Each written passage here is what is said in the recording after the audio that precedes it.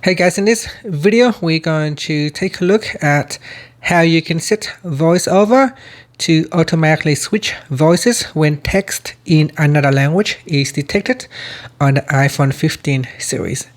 First, let's go back to the home screen by swiping up at the bottom of the screen, and from the home screen tap on Settings. Then in the Settings page we scroll down and tap on Accessibility.